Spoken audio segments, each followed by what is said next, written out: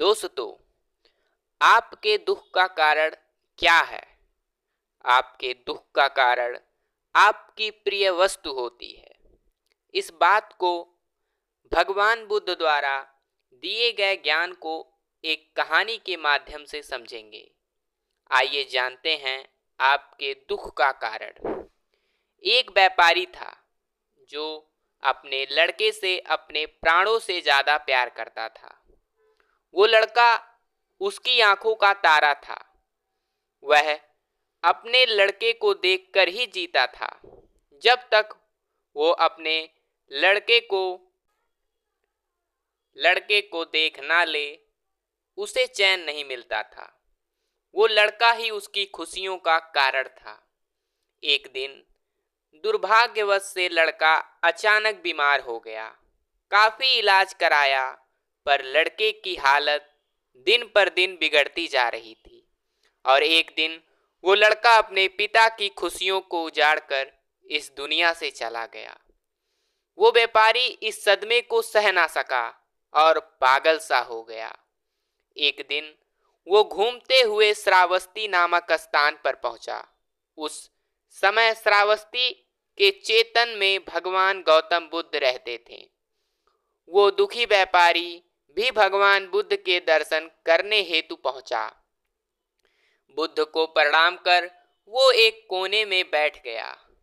गौतम बुद्ध ने उसकी ओर देखा और बोले, तेरी इंद्रियां कुछ चंचल मालूम पड़ती हैं, तू बहुत दुखी है। वो व्यक्ति बोला, महाराज, मेरा प्यारा इकलौता बेटा मेरे सुख का कारण था। मेरे इस सुख की दुनिया को उजाड़कर वह इस दुनिया से चला गया। उसके दुख में मैं अपनी शुद्ध बुद्ध खो बैठा हूँ और यहाँ वहाँ घूमता रहता हूँ। भगवान बुद्ध ने कहा, इस संसार में दुख, शोक और सभी प्रकार की विपत्तियां आपकी अपनी प्यारी वस्तुएं द्वारा ही पैदा होती हैं। जब उस व्यक्ति ने भगवान बुद्ध की बातों को सुना तो वो चकित होकर बोला, क्यों महाराज, भला कोई प्रिय वस्तु भी दुख का कारण क्यों हो सकती है? इतना कहकर वो उठा और बुद्ध को बिना प्रणाम किए हुए वह वहां से चला गया। कुछ दूर चलते चलते उसे कुछ जुआरी दिखे जो जुआ खेल रहे थे। वो व्यक्ति उन जुआरियों से निंदा करते हुए बोला, सुनो, गौतम को देखो, वो कहते हैं इस संसार में सभी प्रिय वस्तुएं दुख का कारण होती हैं। दुनिया में जितने भी शौक, विपत्ति हैं, वो अपनी प्रिय वस्तुओं के कारण ही होती हैं। मुझे तो उनकी बातों पर बिल्कुल विश्वास नहीं है। सभी जुआरी उसकी बात सुनकर हंसे और उनमें से एक बोला, तुम सही कह रहे हो। प्यारी वस्तुएं तो सुख और आनंद देती हैं, उनमें दुख और शोक की कल्पना करना तो मुहाल बात है। जुआरियों को अपनी बात मत करा, वो बहुत खुश हो गया। बस वो समझ गया कि गौतम बुद्ध गलत हैं। अब तो सबसे ज्यादा गौतम की बुराई करता। यह बात पूरे नगर में फैली। उस नगर राजा प्रसेनजित के कानों तक यह बात पहुंच गई। उस राजा को कई विद्वानों से इस बात पर चर्चा की, बस भी ना कहा ऐसा नहीं हो सका। भला कोई चीज दुख का कारण कैसे हो सकती है? जब यह बात रानी ने सुनी तो उसने राजा से कहा, महाराज, यदि गौतम बुद्ध ने यह बात कही है तो निश्चित ही सही होगी। रानी की बात सुनकर राजा क्रोधित स्वर में बोले, गौतम जो भी कहता है तू बस उसकी बात का गुणगान ही किया कर। ये सब तेरा भ्रम है। तुझे एक भ्रम के रास्ते पर जानबूझकर भटकते हुए देखकर मेरी आंखें जली जा रही हैं। जरा हट जा यहाँ से। भगवान बुद्ध के खिलाफ रानी कुछ नहीं सुन सकती थी, इसीलिए दुखी होकर वहां से चली गई।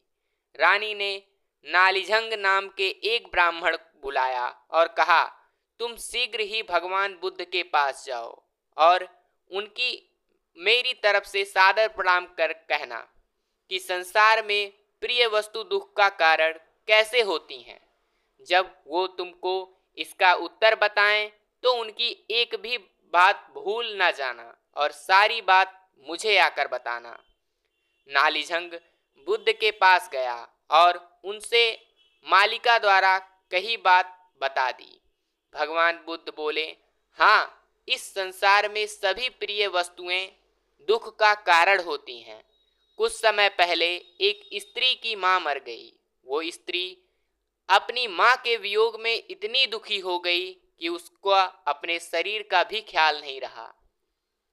वो फूलों से, पेड़ों से आते जाते राहगीरों से पूछती कि क्या तुमने मेरी मां को देखा है? इसीलिए हुआ क्योंकि वो स्त्री अपनी मां से बेहद प्यार करती थी। बुद्ध आगे बोले, इसी तरह इस स्त्री अपने मायके गई। उसके भाई उसकी शादी किसी दूसरे से कराना चाहते थे और उस स्त्री को मजबूर कर रहे थे, पर वो स्त्री अपने पति से बहुत प्यार करती थी और उसका पति भी उस स्त्री से बहुत प्यार करता था, पर उस स्त्री के भाइयों को यह विवाह अनुचित लगता था। एक दिन वो स्त्री किसी तरह अपने पति के पास पहुंच गई।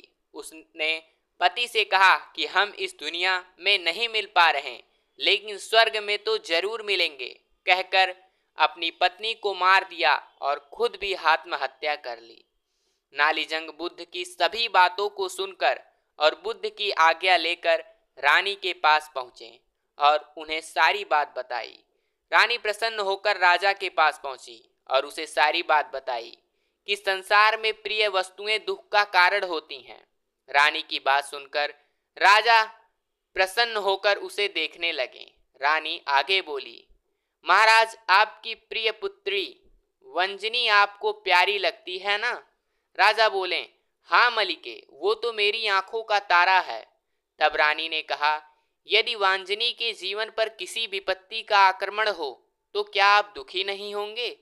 राजा बोले, दुखी नहीं क्या मतलब, बल्कि मैं जो इसे अपने जीवन पर आक्रमण समझूंगा। इसी तरह रानी ने राजा को प्रिय लगने वाले मंत्री, सेनापति, राजगुरु आदि के संबंध में भी पूछा। इस पर राजा ने वही उत्तर दिया कि उनके जीवन पर यही विपत्ति आई हो तो उन्हें दुख ही नहीं होगा, बल्कि उन्हें अपने जीवन का भी अंत मालूम होगा। रानी मुस्कुराते हुए बोली, महाराज, अब तो आपको गौतम बुद्ध की बात समझ में आ गई होगी। राजा चौकन्ना होकर सोचने लगे और बोले, गौतम बुद्ध हमेशा सही उपदेश देते हैं। मेरी आंखें खुल चुकी हैं।